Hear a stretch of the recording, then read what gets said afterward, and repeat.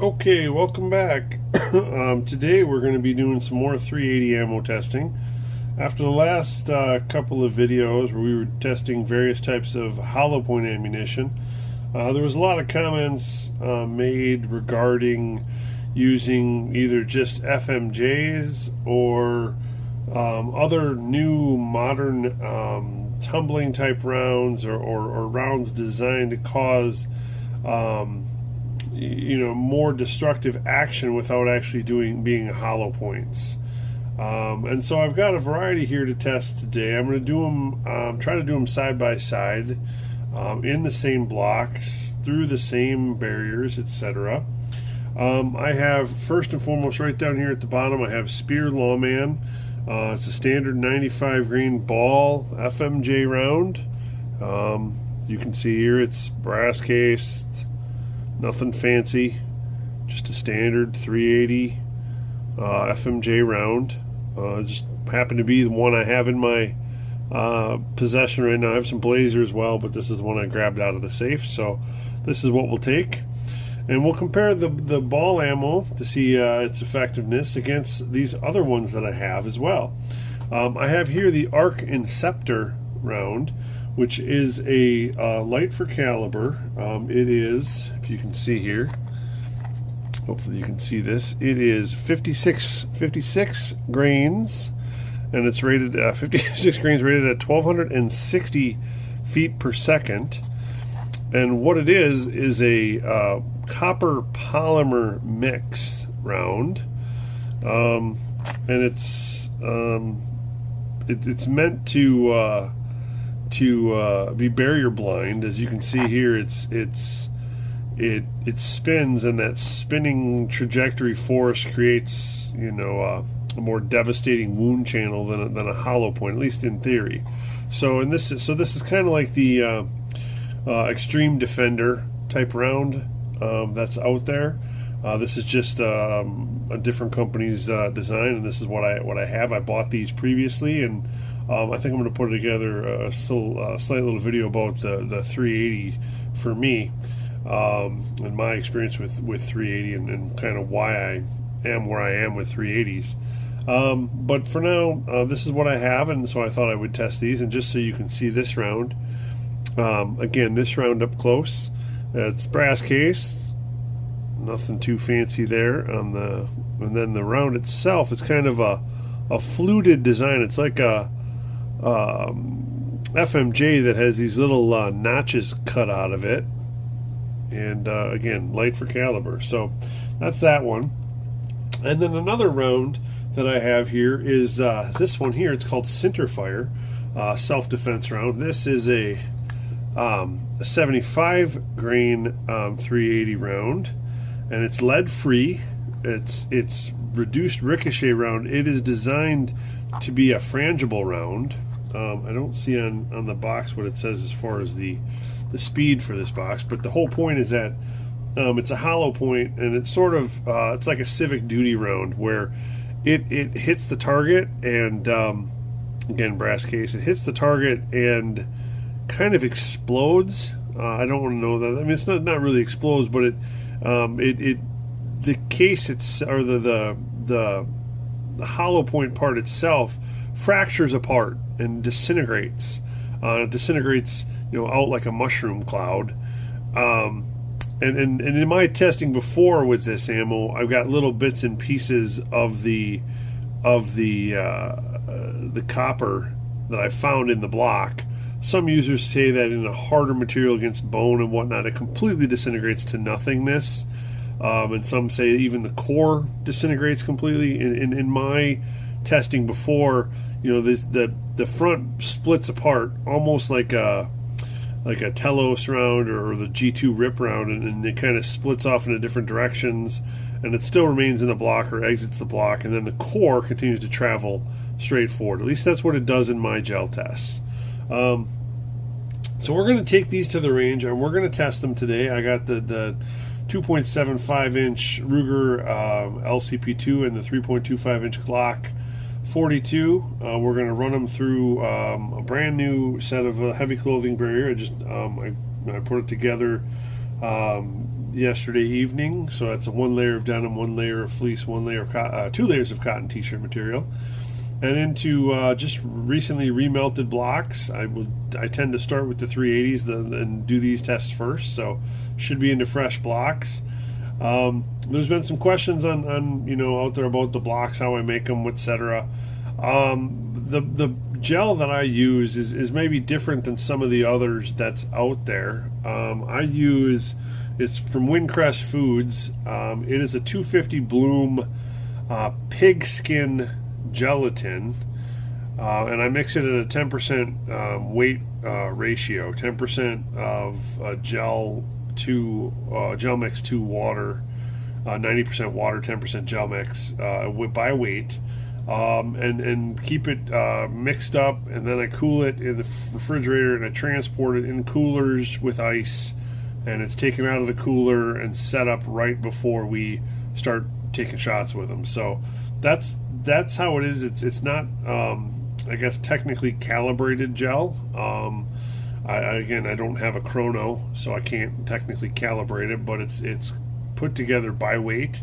My results have been within reasonable standard deviations of what I've seen on lots of other sites with lots of different rounds that I've tested. And again, you're going to get some variance between, again, this is pigskin gel versus if you use Knox, that is made from collagen from various animals, versus clear ballistics, which is a completely synthetic ballistic gel. You are going to get a variance in performance between those three substances just off the fact that they're different. And the whole point of this is that I want you guys to take it with a grain of salt. Again, this is my results. This is, from my testing. It is not the only test that's out there. It's not the only test that should be considered, but I think there is some merit to it. And this, along with other information that's available out there, can help you guys make a decision on whether or not you want to, plunk down your hard-earned money on some of these ammos. I've already bought them. I've already got them, and sometimes I'll buy extra ones just to test, just to show you guys. But these ones, I already have them. I'm going to test them. I'll share that information with you, and you can do with it as you like. And so stay tuned, and we'll be heading out to the range. Okay, back at the range again. I've got the Ruger LCP2 2.75 inch on the left and the Glock 42 3.25 inch on the right. We're going to do a little more 380 testing this week. First up, we have the Arx Inceptor.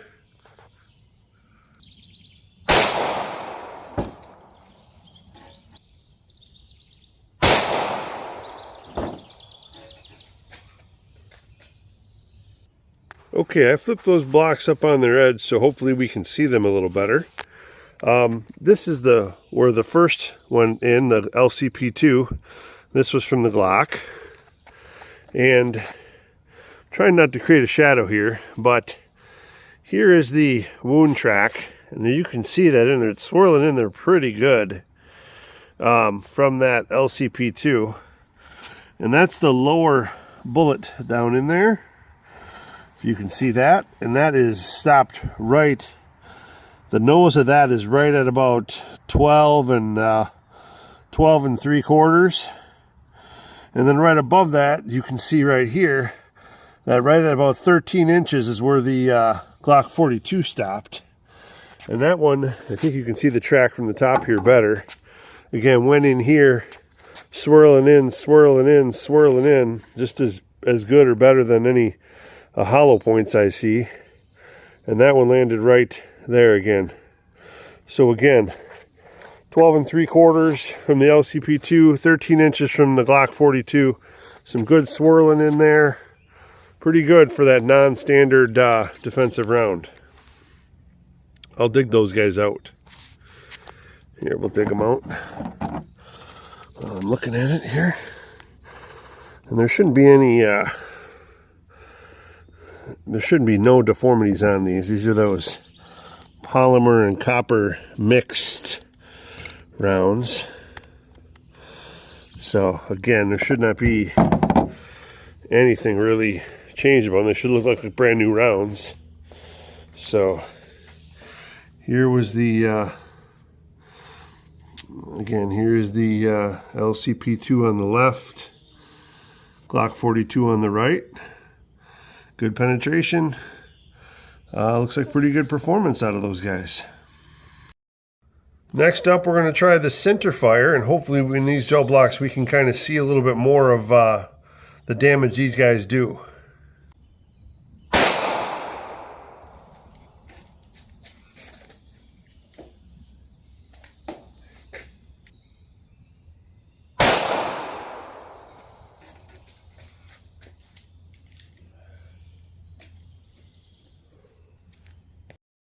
All right, I tried to put these blocks in the sun a little bit better so maybe we can see a little bit better.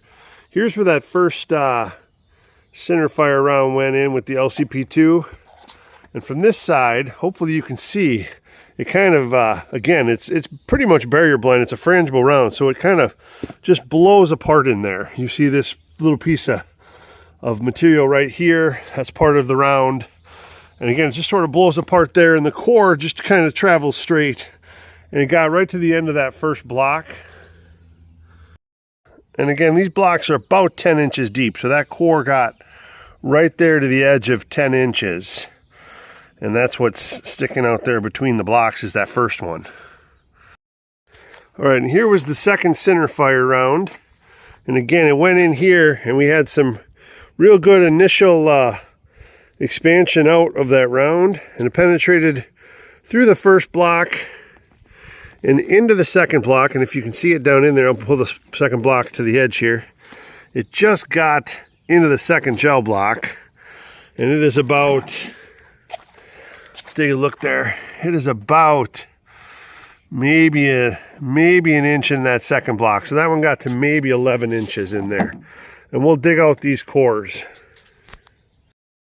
Again, the centerfires here, all that's left is a little bit of core of that bullet. The rest of the front of the hollow point kind of splits off and disintegrates, kind of like those civic duty rounds, I believe. Again, it's a frangible self-defensive round. So as you see there, it kind of explodes in the initial entry into the target.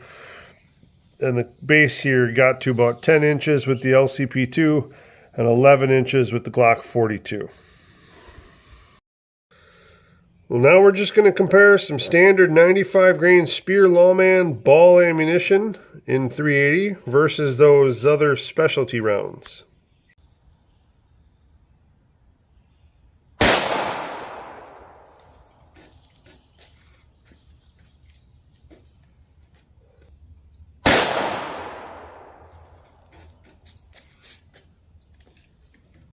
Okay, as far as the Speer goes, we had really deep penetration. The first one went in up here, and actually there's really not much disruption at all, and it kind of curved as it went into the second block, and it came out the edge right here. So it came out the side of the block at about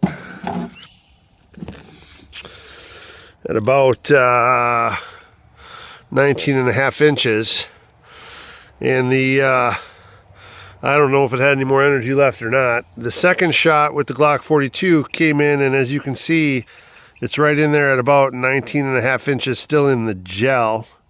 Again, the lines, I mean, there's not really any disruption with that. It's pretty much just a straight line in there. So I mean, we got enough penetration, but really not a lot of twirling, swirling, disruption type action. So I'll dig that other guy, the one here that's still left in the block, I'll dig that out. All right, this one was from the Glock 42. Again, made it to about 19 inches or so in the gel. No expansion, of course, because it's FMJ. The LCP2 exited the block at about 19.5 inches and probably had very little to no energy left at that. So again, that's what we got. Okay, fresh gel block right out of the cooler. This one right here. We're going to try those Arx again and see if we can't get some better images of the swirling effect.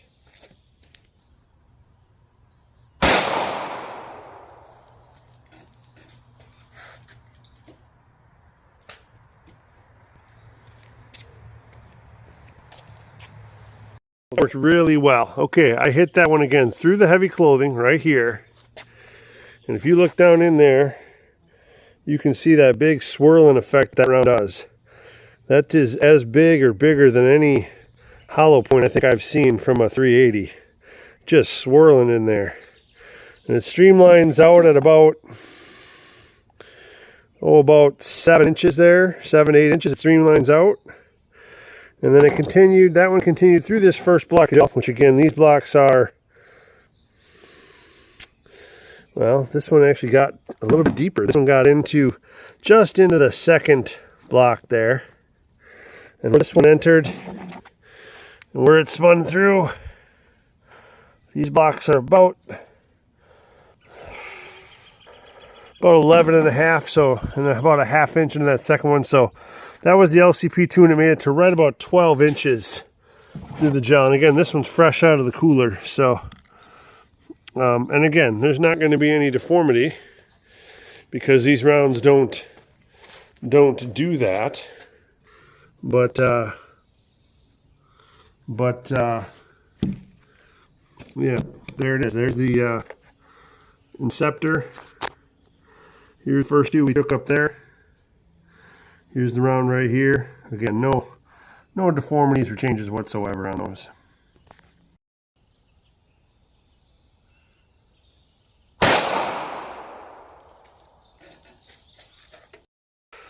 Okay, a little closer than I meant to aim, but there's the centerfire round. And as you can see again, it kind of it swirled up and kind of expanded, exploded. I don't know how you want to describe it.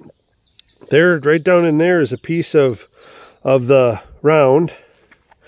And if you look at it from the side, you can see little more pieces broke off and headed to the bottom of the block. And the core made it through this first block and ended up right there in the bottom of the second block. So again, that's right about 12 inches of penetration through the LCP2. So that one there, it's right at the bottom. It just fell right out there. So again, swirling effect in there kind of as well. Kind of just a disintegration effect. Yeah, I mean, I'm kind of impressed with those too. Okay, here was the second centerfire into that fresh block, or the centerfire into that fresh block of gel from the LCP2. Here's the other LCP2 round and the Glock 42 round. So again, about 12 inches into the gel, and did exactly what it promised it would do.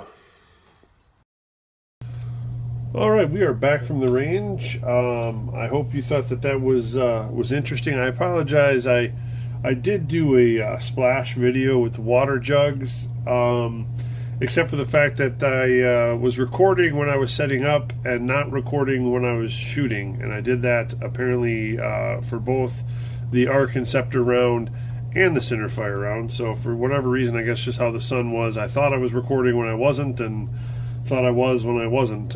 So I don't have video of that, as you saw, but both were you know, fairly good. I'll discuss the penetration here on these in a minute, but overall, I was actually pleased with both of these specialty rounds. I thought they both did pretty much what they said they're going to do.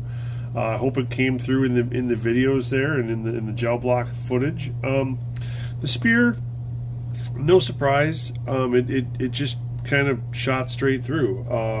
As far as from the LCP2, it went through about 19 to 19.5 inches in the gel, and then it exited the side of the block. These lightweight rounds tend to do that. They kind of swerve and dive and just take funny turns in gel blocks. But it got to about 19.5 inches before it left. I didn't find it. I didn't think it was worth taking another shot from the LCP2. From the Glock 42, also got to about 19.5 inches. Here's that round. Now it's interesting because it looks like it may have hit a part of the prior centerfire round in there, or hit something, but because it didn't hit low enough in the block to do that. So my guess is it probably hit one of the pieces of the centerfire that was in there, because otherwise normally we just have a plain flat FMJ round here, or rounded FMJ. So, it's not anything that I didn't expect. There was no real tumbling or anything with this round. It sort of just was a straight line through, and there was no craziness with the Speer Lawman. So from a self-defense standpoint, penetrated deep enough. Again, as I say with all these rounds, accuracy I think is your number one goal. Obviously you want to practice with something so you're accurate with it, and that's going to be the most important thing no matter what. But no expansion, no real devastation beyond just the width of the bullet itself. So the other two, however, I thought were pretty interesting. The Arx in particular, I saw a very distinct swirling effect from these rounds in each one that I took. And again, to me, they looked as devastating, or if not more so, than any hollow points that I've tested. They all, again, there's no damage to any of these rounds. They all just look like a bullet. They look like you could probably load them again if you were a reloader. There's really no damage whatsoever for these polymer copper rounds. And as far as penetration goes, I mean, real good from the LCP2. From the first block, and again, these were the first rounds into the block when I took it out of the cooler, and they were the first rounds into the replacement block later when I took that one out of the cooler. So they're the first ones into this gel. The Inceptor out of the LCP2, the first time was 12.75 inches. The second LCP2 into the second block of gel got to just around 12 inches in that one. So what's the average there? It's about 12 3/8 roughly inches for the LCP2. The Glock 42, I only took one shot with the Glock 42. That was in the first gel block, and that one made it to 13 inches with the Arx. And then in the water jugs, which you unfortunately didn't get to see because I messed up the videotaping, but these did go all the way through 3 water jugs, which is good penetration. It went through 3 and landed on the table between jugs 3 and 4, which for 380 through 3 water jugs is pretty impressive. The centerfires again had a very similar type effect. Again, they disintegrate, they explode out. They do that. I don't know how to describe what they're doing, but these are very similar to like the Civic Duty rounds or something where there's instant energy transfer, and it's supposed to cause that devastating short but devastating effect on whatever the target is. It doesn't penetrate real deeply. It's not a deep damage effect, but it's a fairly shallow one. But it does seem to have that energy transfer. And as far as penetration of the cores, again, we had for the LCP2 in the first block, it got to about 10 inches. In the second block, it made it about 12 inches. So that's an average of about 11 inches in the LCP2. For the Glock 42, that one made it 11 inches. And then for the water jugs, again, the core on these made it through a third water jug and then was lost. It kind of hit a little high, so it didn't hit the stopper behind it. So it did go through 3 water jugs though as well. Now, as far as weight retention goes, that's going to be one of those interesting things here, because again, the Arx start off as lower than your standard weights anyways. The centerfires are also lower weight at 75 grains, and they purposely lose their mass. So as far as the Arx go, these shouldn't have lost anything. These should come in right at, and they're coming in at 58 grains, which is pretty much right where we started with these. So 58, 58, 58. So again, we're not losing any weight on these. 56. So yeah, I mean, there's no weight loss on these Arx. They're doing what they say. As far as the centerfires go, this is there's only 44 grains left on that round, and there's a little bit of cloth and denim stuck in that. This one has 40, also 44 grains, and so the remainder of it is those pieces that break off. Again, 44 grains. And when I was remelting the blocks, I took them apart, remelted them. I did recover some of the centerfire pieces that were in there. You can see, I'll put those out here on the scale here as far as what was recovered. So again, they're these little chunks, and this is from the multiple rounds that were in there in the block. These were still in the block, so they did not exit out of the blocks, and there's probably some pieces that did exit out of the block. So those were recovered and were found. And again, these are, so you can just see what these look like. They're just little pieces, like they broke off of the front of the round there. So that's what the centerfire is supposed to do. That's what it did really well.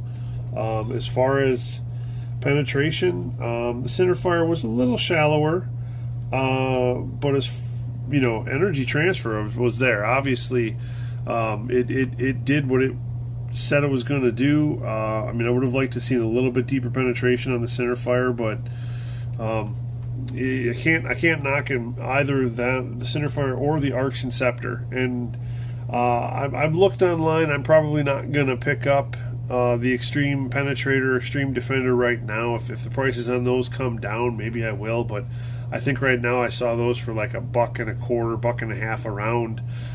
The Arx Inceptors, however, I think I still see it right now on sale for, I think, $9.99 on some sites, and this is a 25 round box.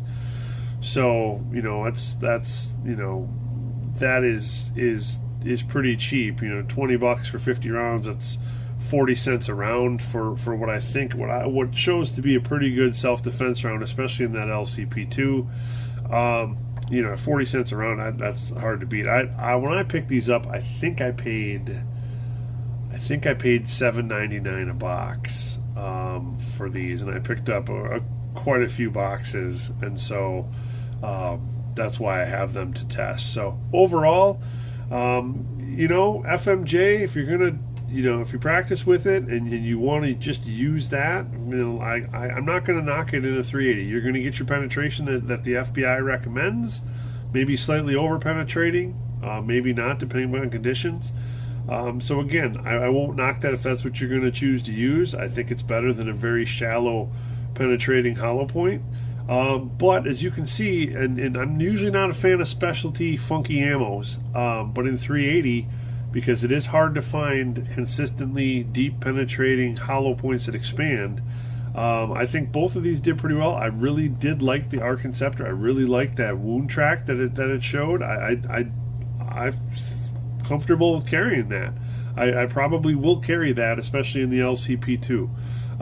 With a little bit longer barrel from the Glock 42, maybe I'll carry some of the other hollow points I've tested earlier, but in that LCP2, I think this is going to be my carry round.